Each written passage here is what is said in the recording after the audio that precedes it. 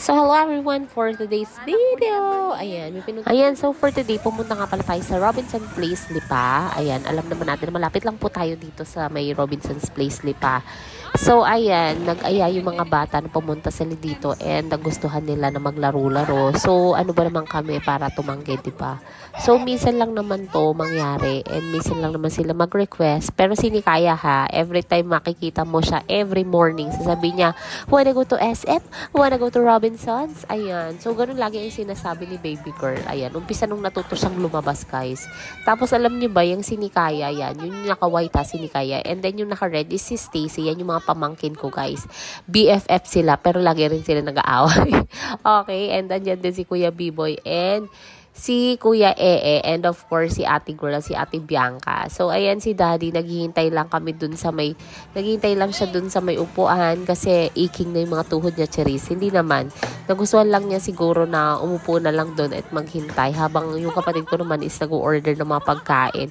So, guys, grabe ngayon, no? As in, napakagastos na kung halimbawa lalabas ka ng bahay. Alam mo yun, paglabas mo pa lang talagang hindi na basta-basta. Parang 3,000, 4,000 agad-agad ang magagastos mo sa isang labasan lang, lalo na pagkahalimbawa may makasama kang bata, syempre di mo naman yan pwedeng gutumin.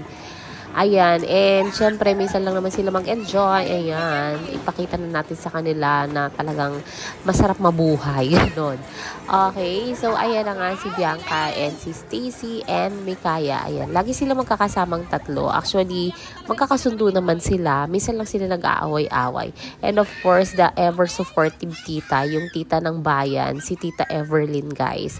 So ayan, siya pala yung kapatid ko na pangalawa sa bunso. And siya yung as in inlagaan niya simula sa panganay hanggang sa pinaka-baby ngayon, kay Baby Bilog, ayan.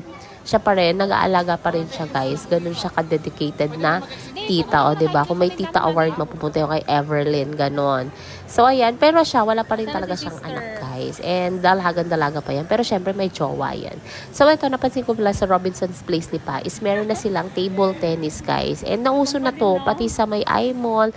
Halos lahat na napupunta ko ngayon ng mall. Sa Santa Lucia, meron din sila ngayong mga table tennis. And of course, pinuntahan namin ang tindahan ni Mother. Ayan, guys, ha. Kung mapapagawi kayo dito sa may Robinson's Place, Lipa, pumunta kayo dito, i-visit nyo po, Jel Roxor Plus Shop. Second floor po, sa taas sila ng Pizza Hut. Bye!